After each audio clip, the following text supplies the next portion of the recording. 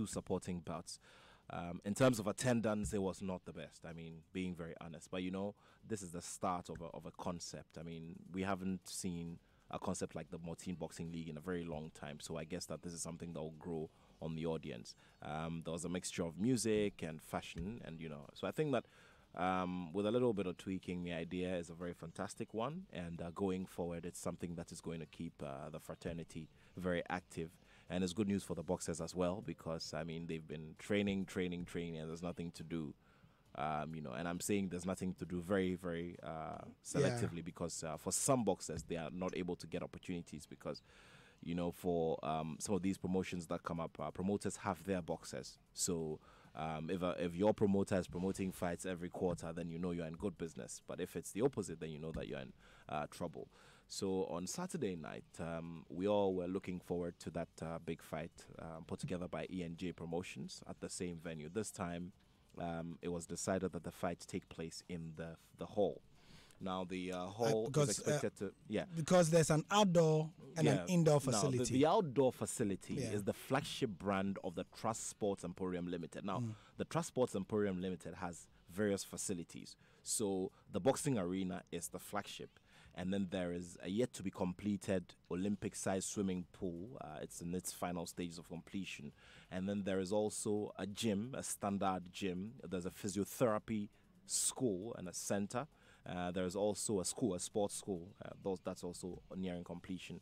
And then there are 2 halls. So there's a gym and then there's a hall where you can have events and stuff. So that's where this took place. The last time I remember, one of the news conferences took place there. I think the Azuma Nelson fight night, the Azuma Nelson at 60 fight night took place in there. So it's well fitted. I mean, it's also good for an event like that. So yes, I mean, this is a fight that many people had looked forward to for a very long time. Considering that Isaac Saki, I mean, I remember announcing Isaac Saki, as a champion for the WBO Africa title. And, Isaac Saki is an exciting fighter. There's no doubt about that. He's not your tallest he's, not your tallest boxer who has a very imposing physique. But he gets the job done and he's very crafty. He has a lot of pace as well. So many people came to the arena expecting loads of entertainment. But then what happened? Before these big fights happen, the camps resort to all sorts of things. They resort to believing all sorts of theories and all of that. So I guess that a lot of it happened this time around, where you had one camp saying, hey, this person is going this way, this person is going that way. So when you're going, don't eat this, don't drink that. Superstition, basically. Yes. So a lot of superstition there. But I guess that was what also informed the pace of the first round. Because in the first round, you realize that both boxers were very punch shy. They were just trying to size each other up. So we didn't see much activity in there. But then in the second and the third, we had, we had a lot more activity. And clearly you saw that Wasiru Muhammad meant business and he came in as the more business-like boxer. Clearly Isaac Saki, knowing where he comes from, had most of the people, backing him and supporting him. And so they really wanted him to win this one, defend the title successfully. But then what happened? After 2 minutes of the third round, these guys start off again. And once again, like I'm saying, Wasiru Muhammad is the one who looks like he's hungry for success in the fight. And in terms of experience, Isaac Saki has 20 plus fights. Wasiru Muhammad has 9. So this was his 10th professional fight. Now, so in terms of experience, definitely the champion Isaac Saki was the one who was ahead. Sure. So then, a little after 2 rounds, there's a little bit of an exchange, and Isaac Saki walks into this dirty right hook, and then it lands right on his face, and then he goes down flat on his back. The interesting thing, however, and it's not like we haven't seen such incidents before, is that he stood up. Within the space of maybe 3 seconds, he got support from the rope with his right hand and got up onto his feet. Now, regularly, what you would expect is that the referee will administer the count. Now, let me explain to you how the count works. The moment the boxer falls or gets on one knee, one of the 2 knees, it is a knockdown. Okay. So the counting begins from the timekeeper. So what then the referee does is to turn to the timekeeper, and he starts counting from the numeral where the timekeeper has gotten to. So if, for instance, the boxer fell fell at a certain time, the timekeeper starts counting 1, 2, 3. Depending on the positioning of the referee, he has to turn, establish contact with the timekeeper and see where he's gotten to, and then he continues from there. So if you'd realize, there are some referees who start their count from number 4, from 5, from 6. It is because it has already started. I mean, once you fall, once you drop or you get on a knee, it is a knockdown. Okay, the counting starts. Got it. So he got there. So that was what was expected would happen. But to everybody's surprise, referee Adon Betin of Benin just started waving and gesturing like that with 2 hands, saying, meaning that the fight was over without the count. Now, Gary, this is the other side of all of this. Yeah. Now, the other theory says that Adon Betin has worked in Ghana for decades. I mean, he's worked here and officiated fights for a very long time. He's got experience. So he brings to this fight his experience. Yeah. Based on his experience, it is possible. Yeah. Based on his experience, it is possible that he saw a bit of a frenzied look in Saki's eye, thinking that maybe the boxer was in some form of danger. Because you see, Gary, from the little, signs that we both know, when somebody falls on the back of his head or falls awkwardly and stands immediately, it could be that the person probably is even standing due to the shock. Sure. Standing immediately due to the shock. In sometimes to somebody you think, oh, the guy is very strong, so he's unshaken by the knockdown. He stood. Okay. So this guy says, okay, the fight is over. Because he was probably wanting to forestall any further damage to the boxer. Yeah. Yeah. So these are the two sides of the story. But the bottom line is that we had confusion. There was throwing chairs and all that. Very well. Yes, which were unsavory. We saw on TV as well. Let's bring in another voice. Now that Nathaniel has given us the idea of what happened there, Lawyer Ellis Kwashiga is a promoter for Saturday's fights, and he will speak to us now. Thank you very much for joining us, sir.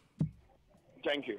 Yeah, so you've been on the line. We put you on the line so that you could hear Nathaniel's narration of what happened at the arena.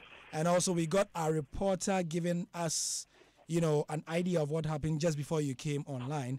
What steps are you taking now that these unsavory incidents, they are on tape, we've seen them. The title has been given, but I hear you have gone to the police station. Thank you. What really happened is quite unfortunate, and we use the opportunity on behalf of ENJ Promotions to apologize for our numerous fans and also sponsors and other dignitaries that were present before this unfortunate thing happened. It's quite bad. It's not the best for Ghana boxing. The steps we've taken is that we have decided to have a press conference on Thursday where we believe this is a situation where the public want to know some clarifications in respect of what happened, the way forward, and all that. So in the press conference, we are going to have a representative of WBO, GPA, the police officer who was present during the incident, as well as the referee in question. The referee in question who came from Benin is also going to be present. So there are questions that we feel people would want to ask and responses that will aid in the clarification of the whole incident. So that is the first thing we are planning to do.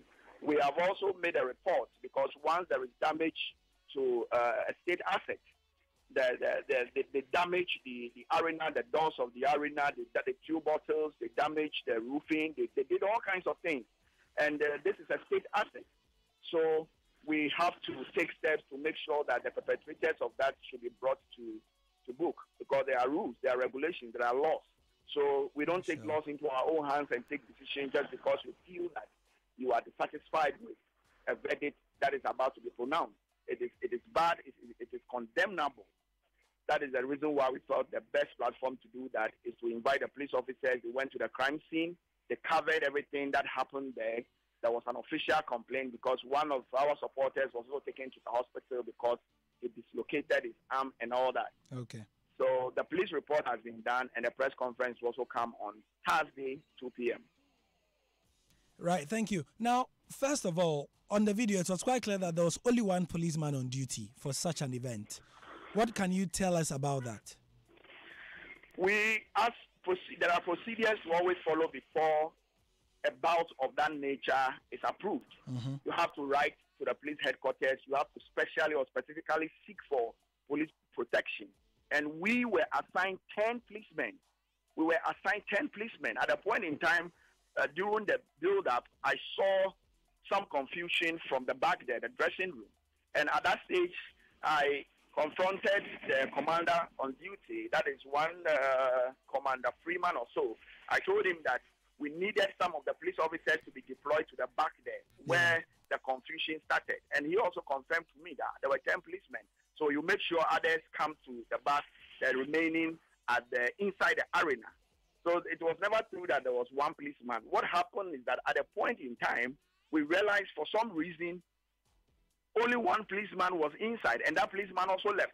So at a point in time, the arena, inside the arena was totally empty. Where the fight was held, not a single policeman was found there. And our challenge was that there was a local police station in terms of proximity very close to the arena, which was the Korle Bu police station. Yeah. So we were thinking that in a situation like that, a signal should have been sent there for the police officers there to come. Because at the end of the day, when we called the control room for protection for our boxers, our boxers were kept at the Korle Bu police station. Yeah. At the end of the day, it were the same police people there who came to the arena. So they were even so surprised that how come that they were not informed or they were not engaged. I got it. So very interesting turn of events there. But on the whole, I mean, Nathaniel Attoh is here also. Nats, you want to put in a few things? Well, I'm just glad that on the part of the promoters, they did their bit. Okay, I think that going forward, what we then should now start requiring is more numbers.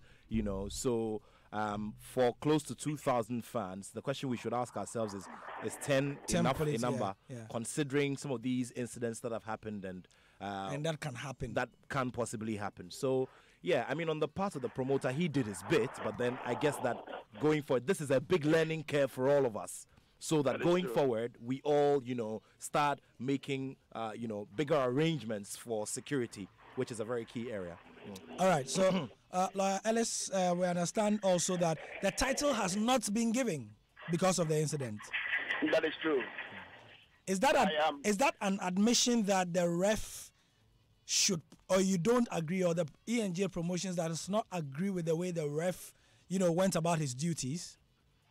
No, we had officials there. We had an international referee there. We had GB and WBO representatives there, and there was chaos. It wasn't that we had any normal bouts for which things should go the normal way.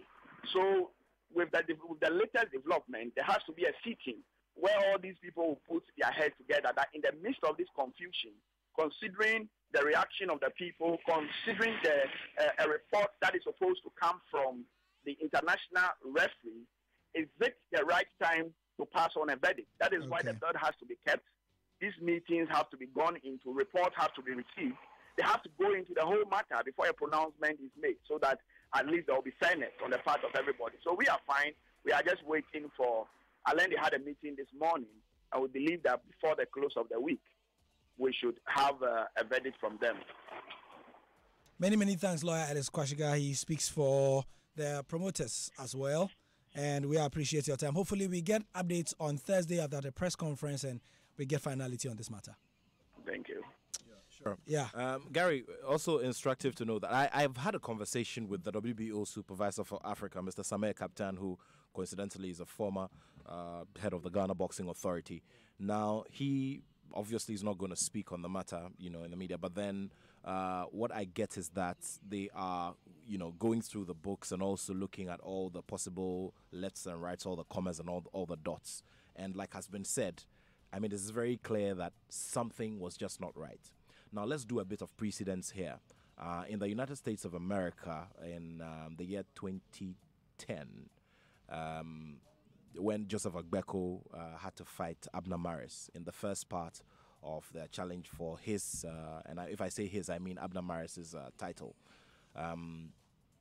there was a similar situation, only that there was no violent element of violence to it. In that Abner Maris flouted the rules severally through the 12-round bout, and he kept punching Agbeko below the belt. On a regular day, the referee has to, duck points, and at the end of the day, it's just not normal that once points are ducked in such a big manner, you have the champion retain his belt. I mean, there are also issues or options of, disqualification in there, but none of that happened. So the International Boxing Federation, after that bout, sat back and said, you know something, this is a credible former world champion. He fought well, only that the champion or the reigning champion flouted the rules severally. And in the spirit of fairness and in the bid to want to keep the image of the sport clean, and in the want not to bring the sports to disrepute, we need to give Joseph Agbeko a second chance to fight for this title. We need a repeat of this fight. And so once that decision was unanimously reached, a second part of that bout came off, and both boxers fought, of course, and unfortunately, Agbeko was unable to win that bout. So there's loads of precedents in there, and what I see happening based on the kind of stimulus that we're getting is that we could be heading towards a rematch for this bout. Only I do not know when, but that surely is going to be a sellout. But you see, this is where I always say, every situation, every disadvantage could be a blessing in disguise. This could just end up being a blessing in disguise, especially for the promoters and for the excitement that is created around boxing generally. Right. Many thanks, Nathaniel Arthur, for that update. You can get more on myjoyonline.com. We'll be shifting gears to other multi-sports events. We are going now to Argentina.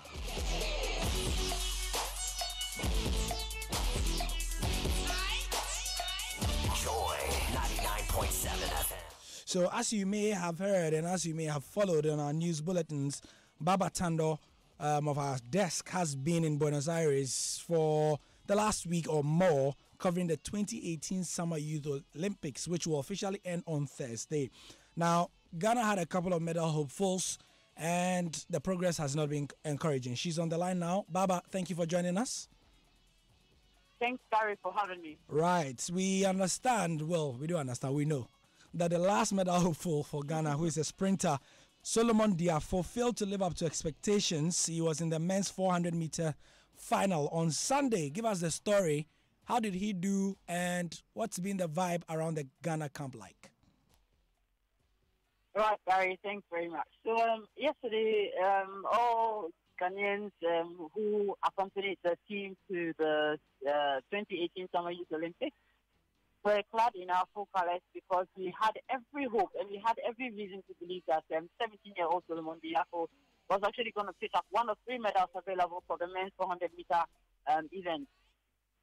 But it happened that there were people who were more determined than him. There were people who had a higher motivation than he had. Not to say that he wasn't motivated, not to say he wasn't motivated. He was. He really was. But there were others who simply were more prepared for medals from the 400-meter event, just like others have been more prepared for medals in every other event Ghana has participated in. Mm-hmm. So, I mean, he took to the track. He was actually praying for a good weather for yesterday, and it happened that the weather was superb. It was 24 degrees Celsius, but his preparation and his best were not enough to give him a medal. So this is what actually happens. For the athletic event, what happens is that there are 2 stages. 2 stages, each stage has 4 heats. So after you are done running from your first stage, if you happen to be in the top 8, you progress into the every athlete does progress into the second stage, but then the top 8 finishers are the ones who fight for the medal. So after stage 1, you go into stage 2. What happens in stage 2 is that all those who finished outside of the top 8 will also run separate heats so that they will be ranked. Maybe you want to call it the placement heat. That's what I want to call it. And then after those people have run and have been ranked, you now have the top 8 who finished in the first stage. They also run, and then their finishing times are added to their stage 1 times, and then the times are collated. And then the people, it doesn't matter whether you finished first in your first stage or you finished whatever position you finished. Once your time is the best, you are ranked number 1. Okay. After stage 1 and stage 2, when the collation was done, it happened that Solomon Diafo finished in 1 minute, 37 seconds, and 55 microseconds. and that was the eighth best time of the entire tournament. So that's actually what happened yesterday. Even though he finished sixth in stage 2, the hit of stage 2, he fourth stage 2. He finished eighth overall. Officialdom that I've spoken to so far are they're just proud of these guys. I mean, look, they say we are not disappointed. You came out and you put out your best show, you put your best foot forward, you fought to the nail, and for the preparation you had, these were definitely the results you were going to churn out. And it's not as if you churned out bad results. Look at Solomon. He's eighth best 400-meter runner in the world and ranked second in Africa after Zimbabwe. Sandra Mensma Owusu, for instance, had prior to this competition lifted up to only, 60 kilograms or 65 kilograms. But she went ahead to lift beyond 75 kilograms. In the weightlifting. The very first time in her life. Of course, for the weightlifting event. And then you talk of swimmer Abeku Jackson. He went into the 100-meter butterfly and got a new personal best by reducing his time by 0.28 seconds. So it's not as if it was a bad showing for Ghana. Of course, the best would have been that we would come home with at least one medal, but it still didn't happen. And I keep saying this, it's simply because of what we put in, because exactly what we put in back out. You put in good preparation, you invest in these athletes, you're going to get the best of results in terms of medal acquisition. But it didn't happen that way. So, I mean, this was actually what happened. The beach volleyball team played against the host nation on Saturday. We were expecting them to have beaten them, but of course, not easy going into a game with a host nation and, just surpassing them. So they actually also lost in the round of 24 by 2 straight sets to Argentina. So basically, Gary, that's the summary of the proceedings from Team Ghana here in Buenos Aires in Argentina. Okay, so Ghana participated in 4 events. That's beach volleyball, events, yes. swimming, weightlifting, and athletics. Yes. Beach volleyball and athletics, yeah. All right. So we do know that Ghana is having hopes of hosting the African version in 2023. We didn't win any medals because, like you said, the preparation was not up to scratch as we become used to. But in terms of hosting something like this, I mean, even hosting a Women's African Cup of Nations next month is proving to be logistically and financially a challenge. You reckon that from what you see there, Ghana seriously will be willing to even commit to hosting 2023 All-Africa Games? Gary, thank you. I've been posing this question to almost every top official who is here in Buenos Aires with me. I've had this discussion with Mr. Majid Bawa, who is the acting Director General of the National Sports Authority. I've been speaking to Mr. Benunu Mensah, who is President of the GOC. And just before he left, I was interacting with Deputy Youth and Sports Minister, Perry Curtis Okujeto. Look, they know the bar has been raised really high. They know a lot is expected of Ghana in terms of committing resources, logistics, and all of that. Look, Gary, I tell you what, the volunteers who are being used for these games, actually, and then the security men have gone through 2 years of training just for these games. They have gone through 2 years of training. Yeah. There are buses. I can count over 100 buses that are commuting athletes, officials, and etc. Game officials as well, technical handlers and all of them. I can count over 100 buses that are commuting these people. I can also count at least about 80 four-wheel drives and many more private vehicles, saloon vehicles, which are doing all of these commutations. Now, guys, you want to put all of these things together. Not even talk of where the athletes are living in the Green Village. Look, it is. I really can't describe how this is going to be on the Ghanaian budget, but it will be big. It will really be big. All right. Perry himself knows what we are in for. He knows what we are asking for. The Director General of the National Sports Authority knows what we are in for. GOC President, he knows what the deal is. So, Gary, I mean, look, once we have submitted documents that we will be ready to host the tournament, we should be prepared for what is at stake. All right. We should be prepared for what is at stake, especially because when Senegal is hosting the Youth Olympics in 2020, there's so much more we can also learn from them. But I know this is going to be a huge one on Ghana's first, and we will not recover from it anytime soon after we successfully hosted the 2023 games. Baba, thank you very much. We appreciate it. And the games end on Thursday. Hopefully you have a safe trip back. We'll see you soon in Ghana.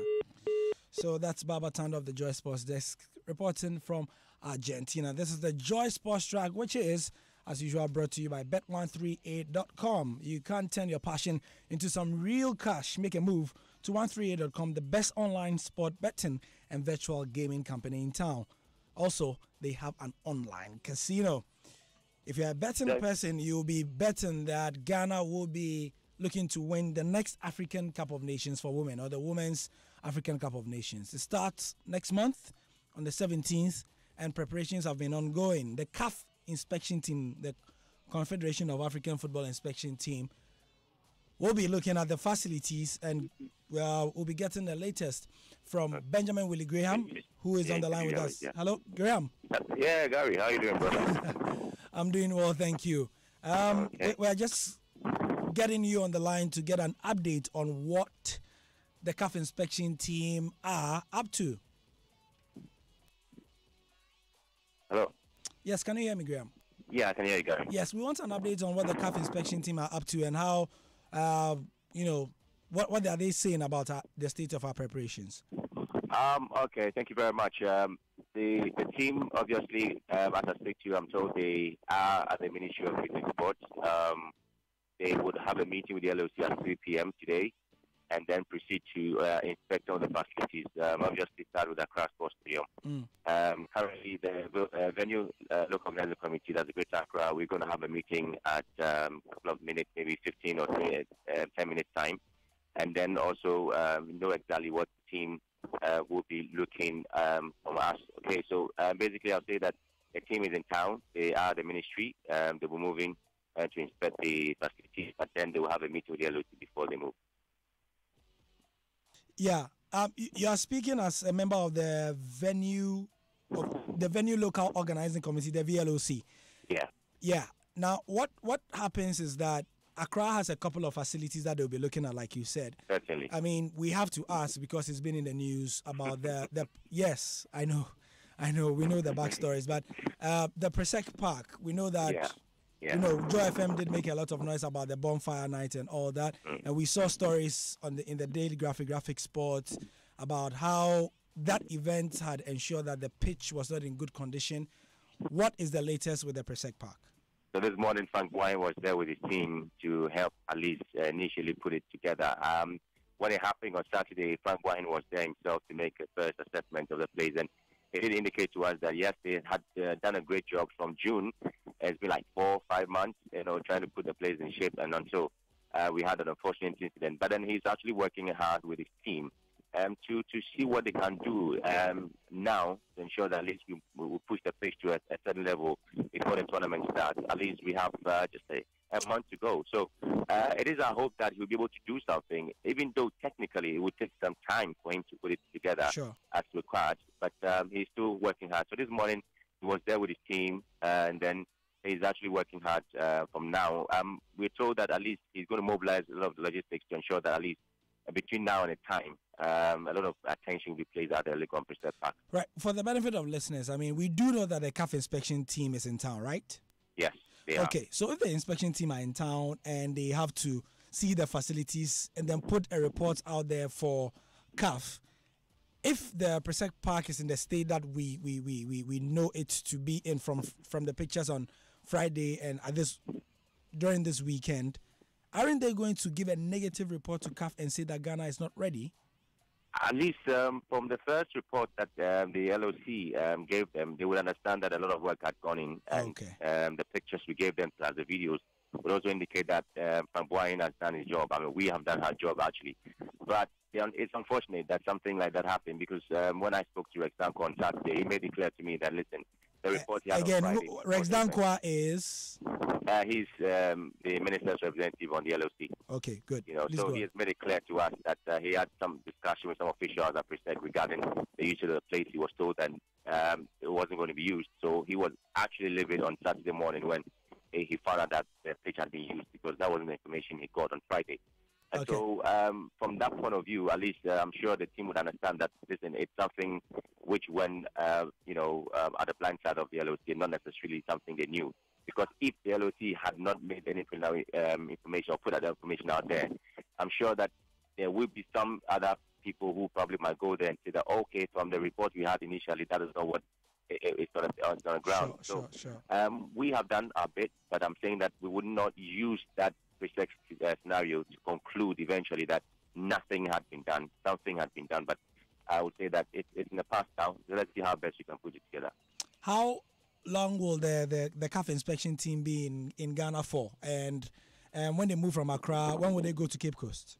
That information will be given to us at the meeting today because they're going to be here for the draw. Remember, the draw is happening on Sunday. And besides, from Accra to Cape Coast, just 1.5 or 2 hours away. So I'm sure they can still take advantage to go there maybe tomorrow or Wednesday and come back for the draw. I know the marketing team that partners like CAF, that's like their team, they were in town. They're going to come back to Accra on the 10th of November. So the other technical teams that need to be here have come to make the preliminary, investigations or observations, and are going to come back to Ghana somewhere on the 10th of November to start work eventually. So the team will be here for maybe a week or two, and then make sure that everything is in place for us to go. Yeah. Now, in terms of the draw for the Women's AFCON, what's the latest on that? So I spoke to Mr. Kovicha, who's the CEO of the LOC, and it's making me understand that, okay, so the invitation letters are being put together for the participating teams and officials that will come in, visa acquisition for those who need to. He's also working assiduously on that as well.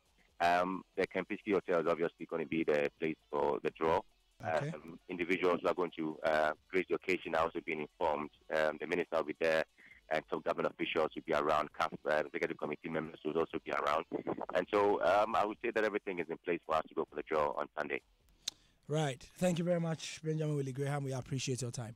Thank you very much, Gary. Right. So he speaks about the venue local organizing. He's a member, of the venue local organizing committee of the Women's African Cup of Nations, which will be held from next month. Benedict Owusu-Dankwa is in the studio.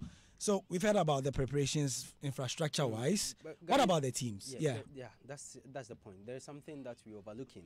I mean, we are talking about the preparations, looking at facilities for the tournament which starts next month. But what about our team, the Black Queens? The Black Queens themselves. Yeah, because if we want to do host and win, remember in 2008, while we were talking about the hosting and we were talking about facilities, the Black Stars were also preparing as well. Sure. They played a Four Nations tournament, went out to prepare and then came back to play in the competition. Now, the Black Queens, as far as I know, last 2 weeks or so, they started a regional tour, touring all the regions, playing low profile. Yes, I must put it, because the friendlies they played were low profile friendly matches. Because games. you're going to play in an Africa Cup of Nations, in an African Women's Championship game. Last 2 years in Cameroon, we saw what happened. Our team, did very well, got to the semi-finals. But if you want to improve on that, which means you have to get to the finals and eventually you need to be win it. Games. Yeah, you have to play high-profile games. And at this point, they are still here in Ghana, preparing at the Ghanaman Soccer Center of Excellence. How many weeks do we have to the championship? They've not played any international. They have not played any international friendly.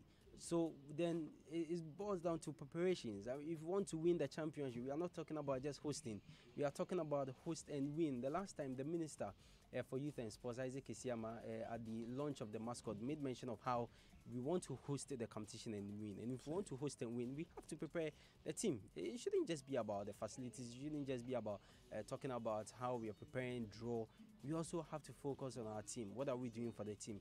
I remember the coach of the team, Bashir Ford, made mention of how they want to go out and prepare and then come back out, probably maybe somewhere in Africa, and come back and play in a tournament. They should have been out by now. You understand? And even some of the players in the team, some had to be excused to go sort out their careers in terms of their international, their professional careers with other clubs. So I understand some of the players are knowing. Even recently, some few days ago, the captain of the team who plays in the US, that's Elizabeth Ado. Now she also recently moved to Australia. She has signed for a team in Australia. So she's not even in town.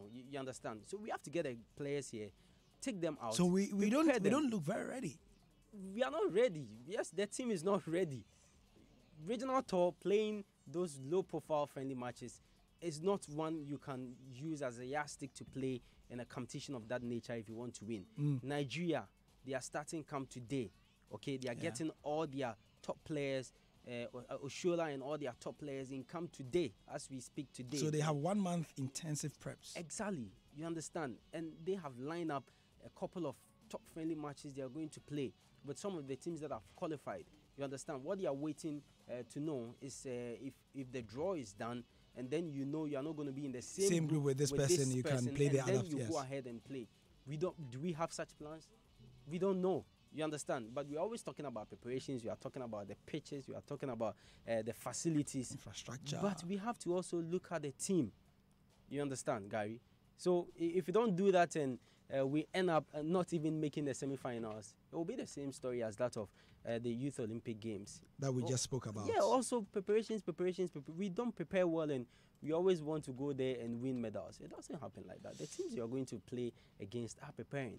So like Benedict said, he just mentioned the semi-final of the Women's AFCON. Now, what we'll be hosting here will double as the African qualifier for the 2019 exactly. FIFA Women's World Cup. So the top 3 teams, that's the first, the winners, the runners-up, and also the bronze medalists will qualify for the World Cup in 2019. That will be held in France. If Equatorial Guinea finish in the top 3, the 4th team, that was supposed to be the idea as well. Very interesting. This is the Joy Sports Track, and it's brought to you by Bet138.com. Whistle sounds when the beautiful flicks and tricks account for the goals and wins. When the tempers flare and the passion is in overdrive. Super Hits Radio. Joy 99.7.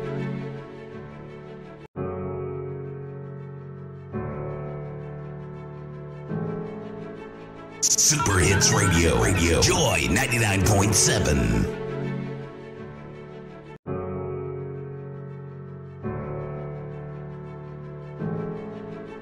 Super Hits Radio. Joy 99.7.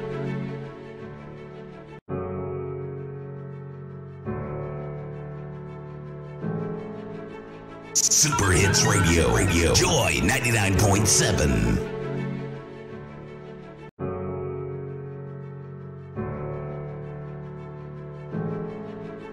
Super Hits Radio. Joy 99.7.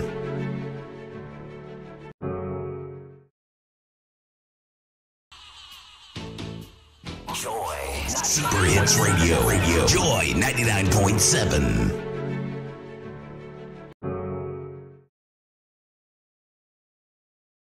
Of course, the Black Stars did not play. We've covered extensively that issue with Sierra Leone, but others are really getting ready for the 2019 AFCON. The most exciting thing is that certain countries who normally you would not see doing well are. For a report and to give us an idea of what transpired, here's Moses Yeboah. South Africa have achieved their biggest victory after a 6-0 win over Seychelles. The win moved them top of Group E in the Africa Cup of Nations qualifiers, while an Anadio Igalo hat-trick inspired Nigeria to a 4-0 defeat of Libya. That means they climbed to second in that group. Madagascar pulled off the shock of the round with a 1-0 win away at Equatorial Guinea to go 1 point above them in Group A. Senegal, the new group leaders there on goal difference though after their 3-0 win over Sudan. Algeria moved 3-point clear in Group D following a 2-0 win over Benin. Despite being reduced to 10 men, Tunisia retained their 100% win record in Group J after beating Niger 1-0. They are 3 points above Egypt, who moved a step closer to booking their ticket to Cameroon with a convincing 4-1 win over Eswatini. In a 97-minute penalty handed Morocco a 1-0 win over Comoros in the Group B match. The result sees Morocco register their second win and move up to second place in Group B. 1 point behind Cameroon, while Comoros are last with a point. The 2019 Africa Cup of Nations qualifiers continues today through to Tuesday. Moses Yeboah with that report. Benedict is still in studio with me. You might have heard Moses say Eswatini. Eswatini, of course, used to be Lesotho, right? Yeah. Yes, so they've changed their name officially. The matter of interest for us is Group F. That group has Kenya, Ethiopia, Ghana, and Sierra Leone. Kenya beat Ethiopia. Yeah. Right, and so they have 7 points. Yeah. And they drew in Addis Ababa as well, which was on Wednesday, and the return leg was yesterday, which Kenya won by 3-0. Yes. If you add that to the victory they chalked against Ghana, they have 7 points. Ethiopia have 4 points. Ghana have 3 points. Sierra Leone have 3 points. But as we know, Sierra Leone. The game, CAF says they are not going to reschedule. Yeah, and so you look at Ethiopia, for instance. They lost their first game to Ghana here and then beat Sierra Leone. So they got 3 points and drew with Kenya in the game played on Wednesday. So they also have 4 points. And Ghana, we've just played 2 games in our group. That was the first game here against Ethiopia, which we won comprehensively, and then went away and we lost to Kenya. And look at Sierra Leone. They've played. They also won their game. They won 1 game against Ethiopia away. So they have 3 points and have lost to Ghana. And also, so they have played 2 lost 1 and won 1. Okay, so this is what is going to happen. CAF has already stated, which you just mentioned, that they are not going to reschedule that game. So what it means is that if they are not going to reschedule that game, and should the ban be lifted, should they reinstate Aisha Johansson and the Secretary General for the ban to be lifted, what it means is that then they will continue with the qualifiers, okay? Because we have another qualifier in November, and then the last one will come, God willing, next year, March. So they will continue with the qualifiers and will play their last 2 games. That will be against Kenya. But if the ban is not lifted and they are taken out of the qualifiers, what it means is that we will not be given 6 points. But if they should come back and continue, Ghana will be given 6 points, which will add up to our already 3 points, and then Ghana automatically qualifies. So Ghana, just to be clear, Ghana need to win the next game. We need to win the next game. And even if we don't win the next game... That is against... Yeah, against Ethiopia in Addis Ababa. Even if we should not win the next game, and from now till the next game, the ban on Sierra Leone should be lifted by FIFA. It means that they are coming back to play in the qualifiers. Sure. And per what happened in our games that we couldn't play, Ghana will be given the 6 points. Got it. And so our chances are quite bright. Yeah, very, very bright. Very bright of qualifying. No need to panic. No need to panic because at all. when you look at the group and you see that Kenya with 7 points, Ethiopia with 4 points, Ghana with 3. There's a tendency to panic. Anyway, so Benedict Owusu-Dankwa, thank you very much. And did I say Eswatini is the new name for Lesotho? No, it's of Swaziland. It's the new name. They've changed. I mean, it's a long story. They played against Egypt, where Mohamed Salah scored from corner to goal. Yeah, I saw that. And picked up an hurricane-like. Well. So that's about it for the Joy Sports Track for today. Many, many thanks. We've done a bit of AFCON qualifying. We've done a bit of women's AFCON, and also some boxing. I'm Gary L. Smith. We'll be back next week. Bye-bye.